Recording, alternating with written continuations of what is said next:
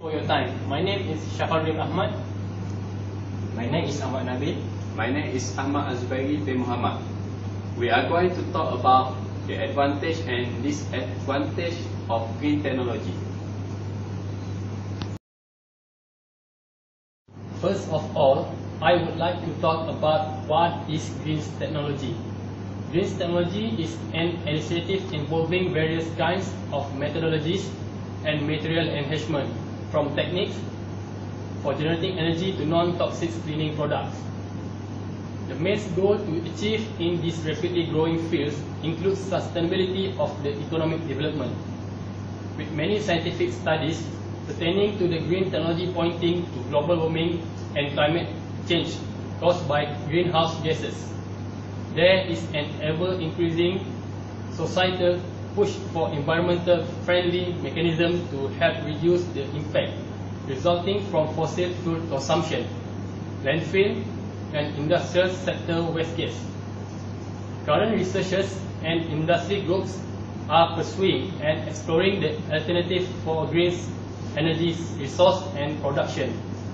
Government and World Energy Council (WEC) are playing the key roles to develop and implement a wide scale of green technology effort that meet the needs of society through indefinite ways into the future without damaging or depleting natural resources. The field of green technology is expanding in a very fast manner. The initiative of United Nations and other countries towards green technology is remarkable and a work of appreciation. This initiative made awareness about the damage which are contributing in damaging the environment, challenging its sustainability, and so compelling to go green to have a sustainable environment. Now, I will talk about the advantage of green technology. First point for the advantage is green technology does not emit anything harmful into the air. Means that it uses renewable resource that never depletes in nature. Therefore, future generations can benefit from them without harming the planet. The true Malaysia has many potential renewable energy sources. Sustainable energy still represents a small minority of Malaysia's total installed power capacity, which is around 5.5% in 2015. The national energy sector still tends to rely on non-renewable fuel such as oil and gas. However, the Malaysian government is now actively promoting renewable energy.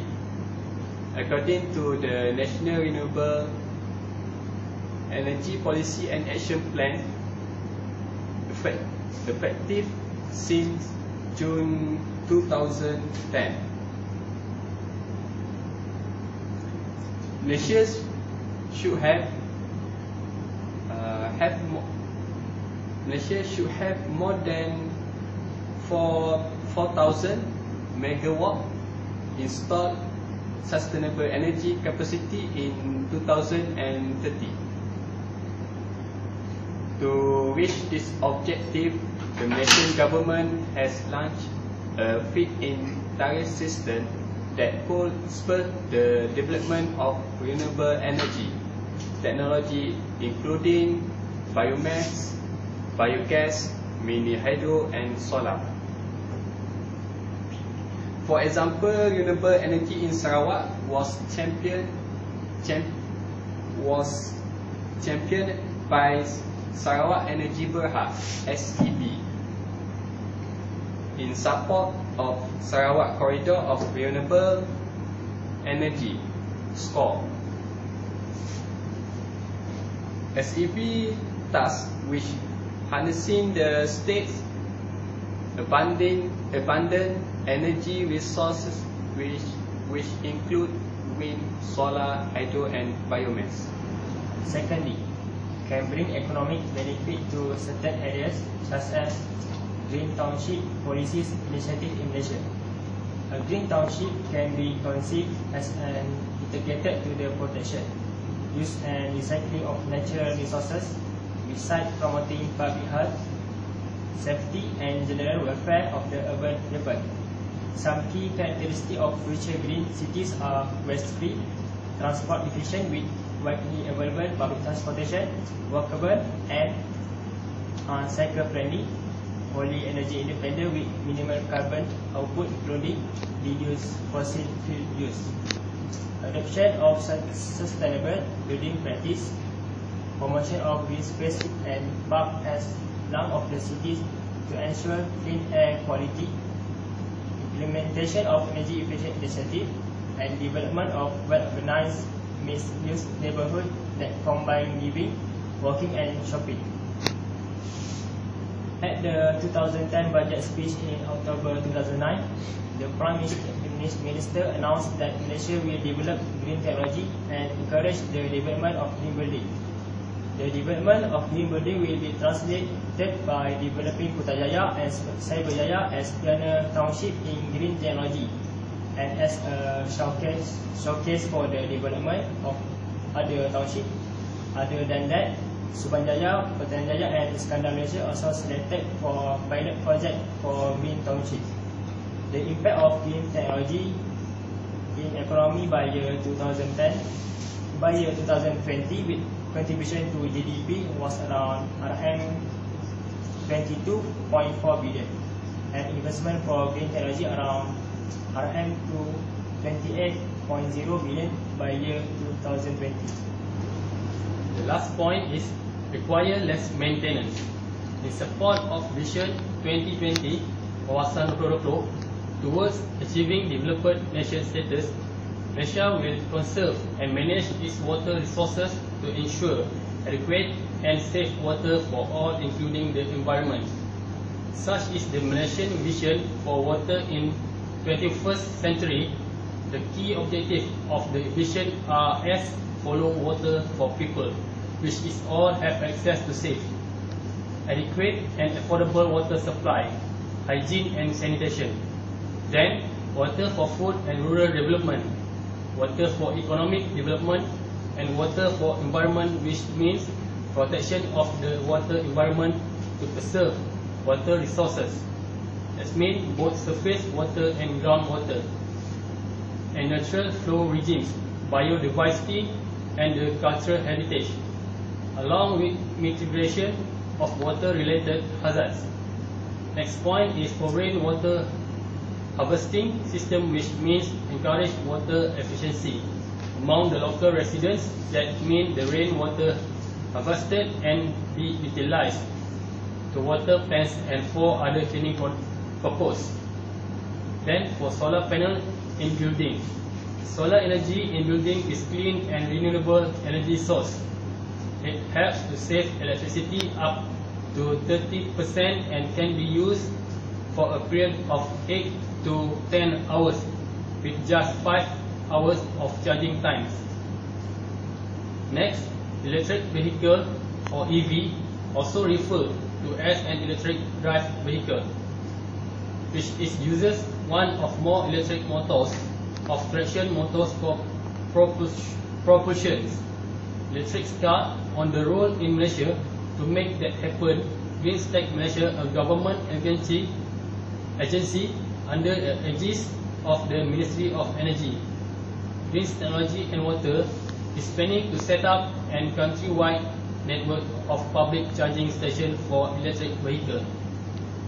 25,000 in all within the next 5 years, based on statistics for hybrid and EV. Until March 2015, number of electric car is 20. Number of electric car is 90. Number for electric bikes is 1141, and number for hybrid car is 43256. And no for EV charging station is 41. That is the disadvantage. First point for disadvantage of green technology is higher implementing cost. The section of higher cost for sustainable option. It is common that there is always the perception that the cost required for green building alternative are always higher than the conventional building method. This is due to the cost of a building is often measured in terms of the construction cost instead of the life cycle cost. It has been stated that the cost efficient will ultimately benefit the owner, but not the developer. Generally, the developer will always emphasize of the instant payback rather than the return in the long run. The additional cost can be incurred from many aspects. It can be the higher purchase cost, the learning curve cost, employee skill level, and the special design from program for the project. Sustainability is still a generally new idea is most developing nation, including Malaysia. There is saying about the supply of green building product is not as easy to reach compared to the conventional building material because it is not being widely promoted in the technology. On the level of industrial field due to limited knowledge dissemination. The main question covered in our company directed questionnaire include the energy saving measure being taken by company, the needs and issues surrounding environmental management, and the obstacle, incentive and preference involved when company choose